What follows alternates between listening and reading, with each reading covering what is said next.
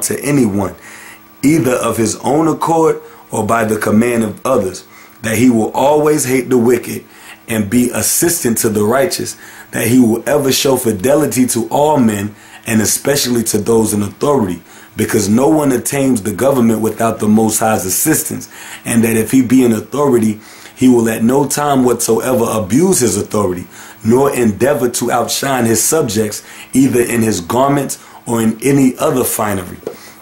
This is part of the oath that they make you take as a newcomer or new member of the Essenes. It says this: he has to swear that he will be perpetually a lover of truth, and propose to himself to propose those that tell lies, that he will keep his hands clear from theft and his soul from unlawful gains, and that he will neither conceal anything from those of his own sect, nor discover any of their doctrines to others. No, not though anyone should compel him so to do at a hazard of his life. Moreover, he swears to communicate their doctrines to no one any otherwise than as he received them himself, that he will abstain from robbery, and will equally preserve the books belonging to their sect, and the means of the angels for messengers. These are the oaths by which they secure their proselytes to themselves. It says this: but for those that are caught in any heinous sins, they cast them out of their society, and he who is thus separated from them does often die after a miserable manner. For as he is bound by the oath he has taken, and by the customs he have engaged in, he is not at liberty to partake of that food that he meets with elsewhere, but is forced to eat grass, and to famish his body with hunger till he perish. For which reason they perceive many of them again, for which reason they receive many of them again when they are at their last gasp, out of compassion of them, as thinking the miseries they have endured till they come to the very brink of death to be a sufficient punishment for the sins they have been guilty of. But in the judgments they exercise, they are most accurate and just, nor do they pass sentence by the votes of a court that is fewer than 100. Alright, so they had to pass a new decree. They had a council with no fewer people than 100. It goes on to say this: and as to what is once determined by that number, it is unalterable. What they most of all honor after the Most High himself is the name of their legislator Moses, whom if anyone blasphemes, he is punished capitally. They also think it is a good thing to obey their elders, and the major part accordingly. Accordingly, if 10 of them be sitting together, talking about 10 elders or 10 of their higher major members, if 10 of them be sitting together, no one of them will speak while the other 9 are against it. They also avoid spitting in the midst of them or on the right side. Moreover, they are stricter than any other of the Jews in resting from their labors on the 7th day. For they not only get their food ready the day before, that they may not be obliged to kindle a fire on that day, because you're not supposed to be kindling fire on the Sabbath. You're not supposed to cook, use a microwave or whatever on the Sabbath. And they was very strict on that. It goes on to say this: but they will not remove any vessel out of its place, nor go to stew thereon.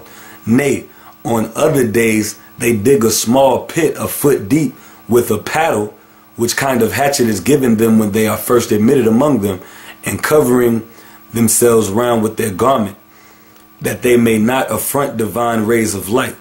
They ease themselves into that pit, after which they put the earth that was dug out again into the pit. And even this they do in the more lonely places, which they choose out for his purpose.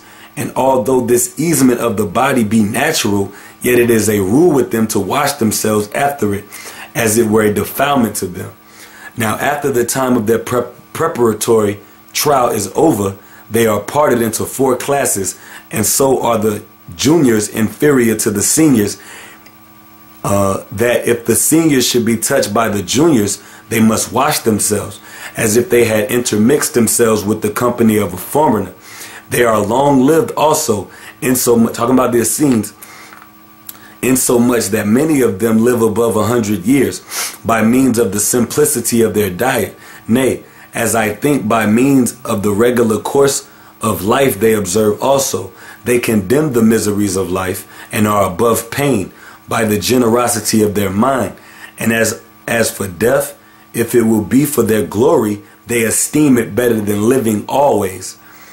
And indeed, out of war with the Romans gave abundant evidence what great souls they had in their trials, wherein, although they were tortured and distorted by the Romans, whites, all right, this is the history of you blacks, Jamaicans, and Haitians, mostly, and also you 10 tribes, because you're a part of us also. We went through it, you went through it. It says this: burnt and torn to pieces, and went through all kinds of instruments of torment, that they might be forced either to blaspheme their legislator or to eat what was forbidden them. Yet could they not be made to do either of them, no, nor once to flatter their tormentors or to shed a tear. But they smiled in their very pains, and laughed those to scorn who inflicted the torments upon them. And they sighed up their souls with great alacrity, as expecting to receive them again. For their doctrine is this, talking about the Essenes, that bodies are corruptible, and that the matter they are made of is not permanent, but that the souls are immortal and continue forever, and that they come out of the most subtle air and are united to their bodies as in prisons, into which they are drawn by a certain natural enticement, but that when they are set free from the bonds of the flesh, they then are released from a long bondage, rejoice and mount upward. And this is the like opinion of the Greeks, that good souls have their habitations beyond the ocean, in a region that is neither oppressed with storms or rain or snow or with intense heat, but that this place is such as is refreshed by the gentle breathing of a west wind that is perpetually blowing from the ocean, while they allot to bad souls a dark and tempestuous den full of never ceasing punishment. They go that hell doctrine creeping back in here. It says this: and indeed the Greeks seem to me to have followed the same notion when they allot the islands of the blessed to their brave men, whom they call heroes and demigods, and to the souls of the wicked the region of the ungodly in Hades. See that?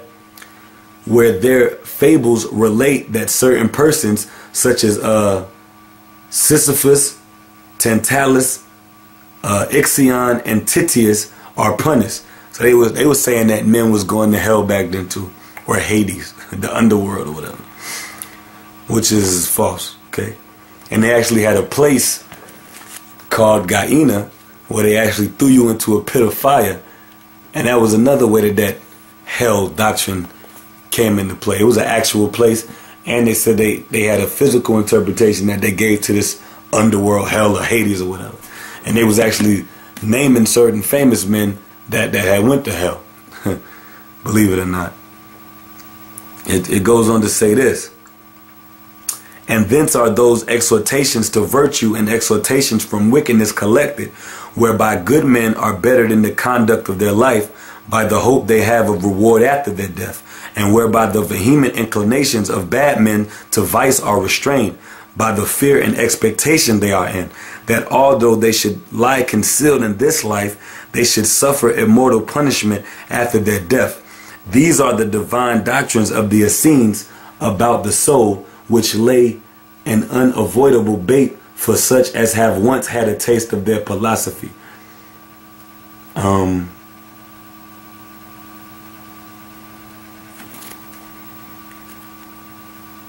It says this about them also. And it says that, he said, which lay an unavoidable bait for such as have once had a taste of their philosophy. Because their philosophy sounds very righteous, and, you know, their scriptures actually, the things that they believe, some of them are dead on with the scriptures. Alright? It goes on to say this: there are also those among them who undertake to foretell things to come by reading the holy books and using several sorts of purifications and being perpetually conversant in the discourses of the prophets, and it is but seldom that they miss in their predictions. All right, so they read the prophets and they broke down most of the prophecies the correct way, according to the words of Josephus here. It goes on to say this about them. Moreover, there is another order of Essenes who agree with the rest as to their way of living and customs and laws, but differ from them in the point of marriage, as thinking that by not marrying they cut off the principal part of human life, which is the prospect of succession. Nay, rather, that if all men should be of the same opinion, the whole race of mankind would fail. However, they try their spouses for 3 years, and if they find that they have their natural purgations thrice as trials, that they are likely to be fruitful, they then actually marry them.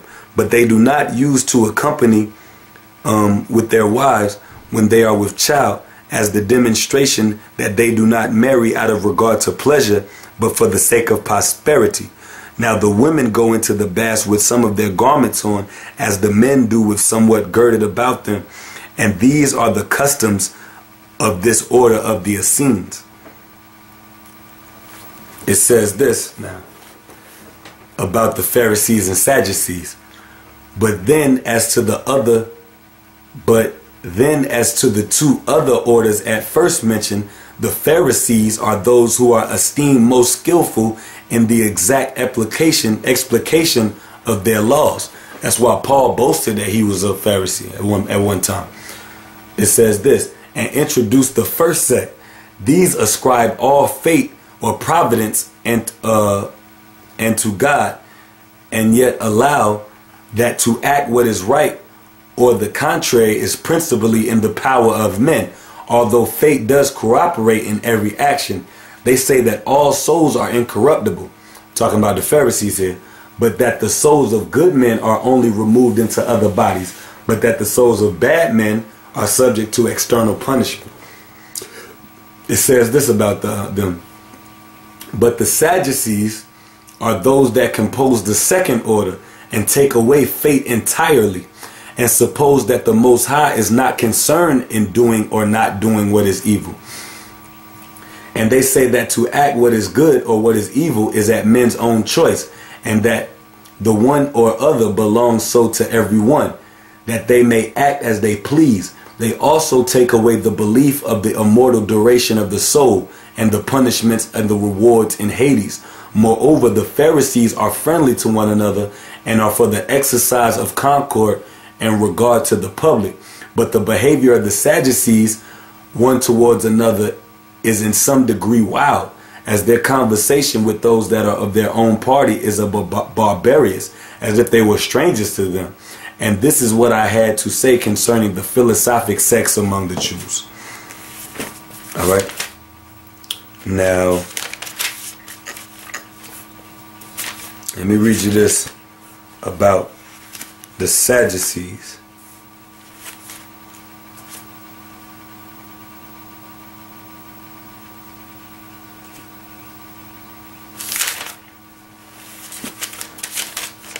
How mainly the Sadducees, they had a lot of rich people in their group.